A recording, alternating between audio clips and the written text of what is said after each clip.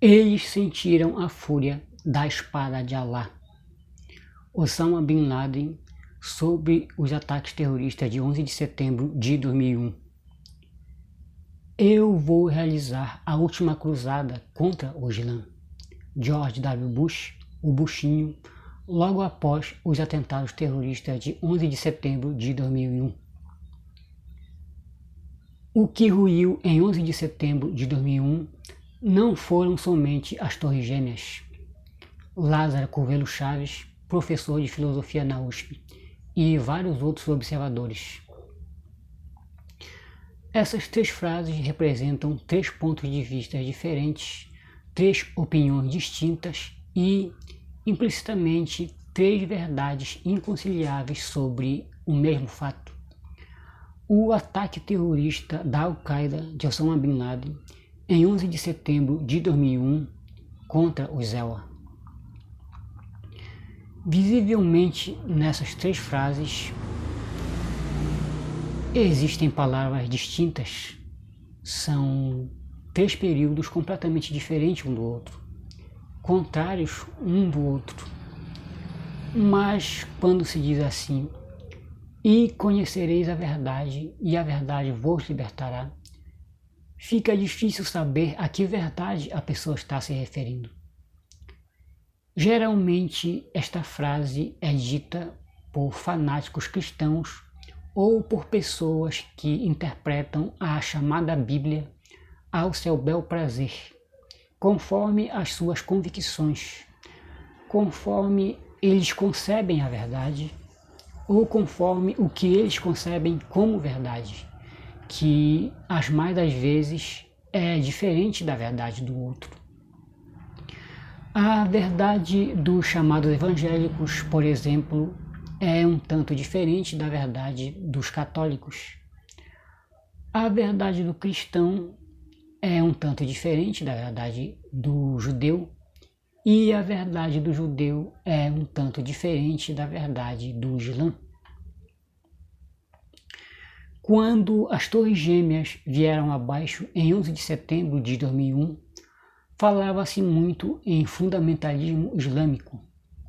E ainda hoje se fala nos ayatolás do Irã, nos talibãs do Afeganistão, ou no Estado Islâmico, por exemplo, que atuava no Iraque, como se apenas os islãs fossem fundamentalistas, ou como se todos eles, os sunitas, os xiitas e sufistas que são uma corrente profunda dentro do Islã, como se todos eles fossem fundamentalistas.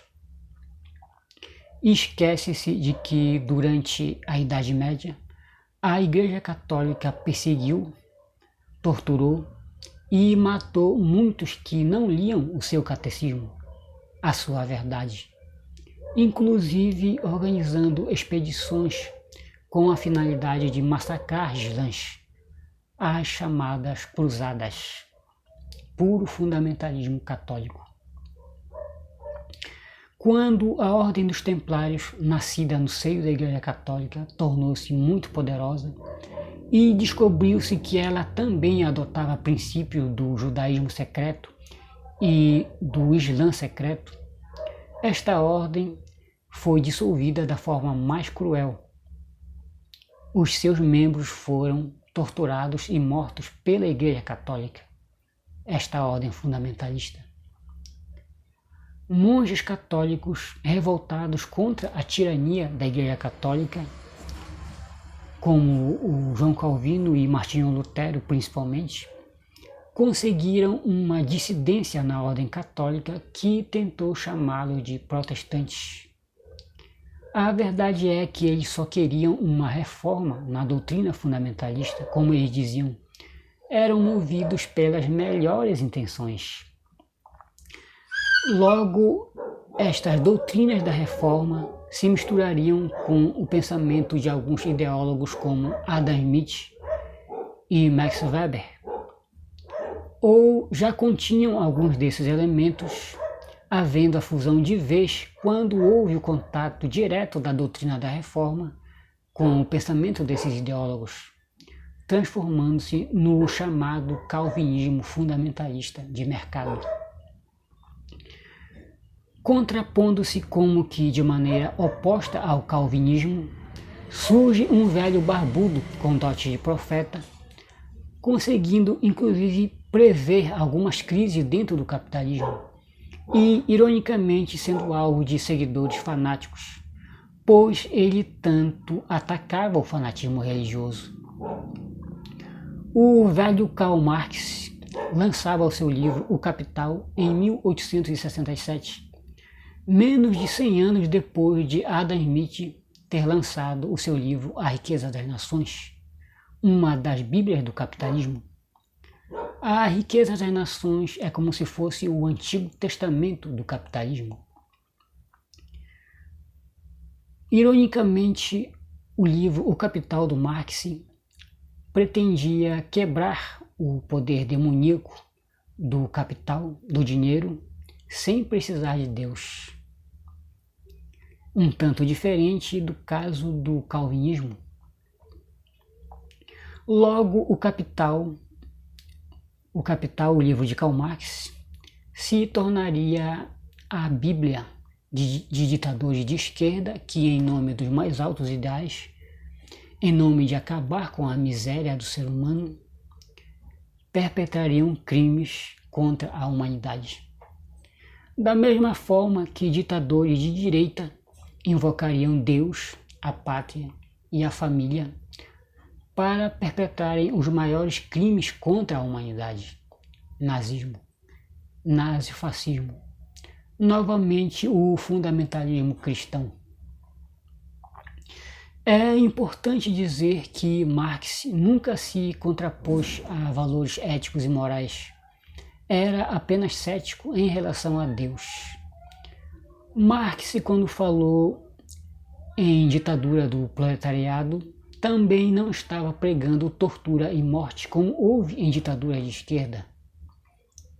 Marx se referia apenas a um comando do proletariado, semelhante ao que a burguesia fez quando virou a mesa em relação ao chamado Antigo Regime, em relação à nobreza e à própria Igreja Católica.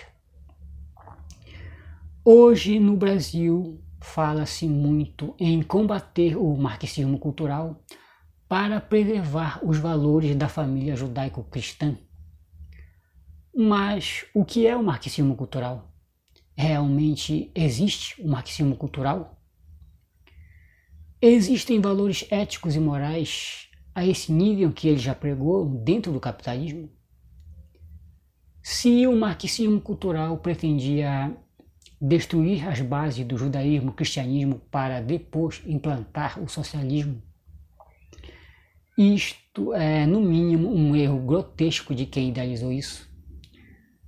Seria o mesmo que tentar destruir as bases do budismo, do daoísmo e do confucionismo na China, por exemplo, ou destruir as bases do Islã no Oriente Médio. O contrário aqui também é válido. Tentar destruir alguns princípios do marxismo é o mesmo que tentar destruir Cristo, Buda ou Maomé. E é o mesmo que tentar destruir alguns mecanismos dentro da economia de mercado que funcionam, implantando uma fase de transição chamada de socialismo. Pode parecer absurdo, parecer um disparate, mas eu vejo assim. E para quem defende as verdades do socialismo e da economia de mercado, vale tudo. Os fins justificam os meios. Portanto, cuidado, muito cuidado para não nos afogarmos na lama do fundamentalismo. O filósofo Olavo de Carvalho, que ocupará na história um lugar tão grandioso quanto o Adam Smith, Max Weber, Émile Durkheim e Karl Marx, nos diz que a Quimbanda e a Umbanda, religiões de preceitos espirituais profundos dos negros, essas religiões atraem desgraças. pois lugares como o Haiti e mesmo a Louisiana, no Zewa, sofrem com catástrofes naturais por seguirem estas religiões. São castigos divinos por não seguirem o cristianismo, o calvinismo de mercado. Alguns, não todos, andam dizendo, tanto do lado dos católicos como do lado dos chamados evangélicos, que temos que catequizar os índios.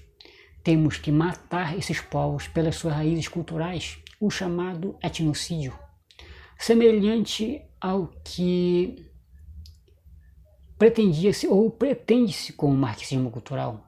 Semelhante, não idêntico, eu vejo que é idêntico.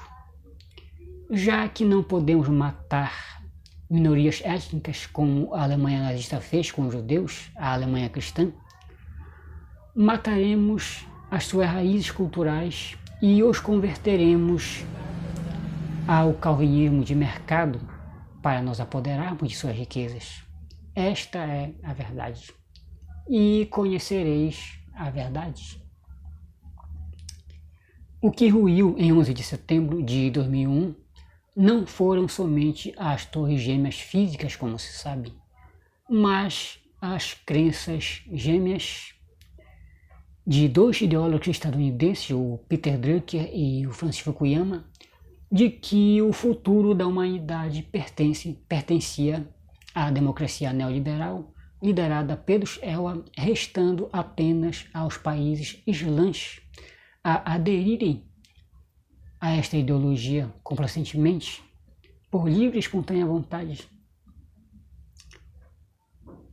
aderirem ao neoliberalismo aos moldes do Zewa. Uma ilha de paz e harmonia, uma ilha da fantasia. Para quem percebe as minhas colocações e assistiu o vídeo até aqui, eu queria dizer assim: olhem para o bairro onde vocês moram, para as diferentes denominações religiosas que há onde vocês moram. Olhem para a rua de vocês, olhem para as pessoas que estão à volta de vocês e olhem para si mesmos. Eu penso assim que a maior alienação que existe não é não conhecer a nossa realidade social, mas sim não conhecer a si mesmo. Pelo fato de nós sermos egoístas e não percebermos o nosso egoísmo, não termos consciência do nosso próprio egoísmo, estamos nos tornando fundamentalistas. Cuidado com certos padres, não todos, com certos pastores evangélicos, não todos, com mestres espirituais, ideólogos, pensadores e líderes.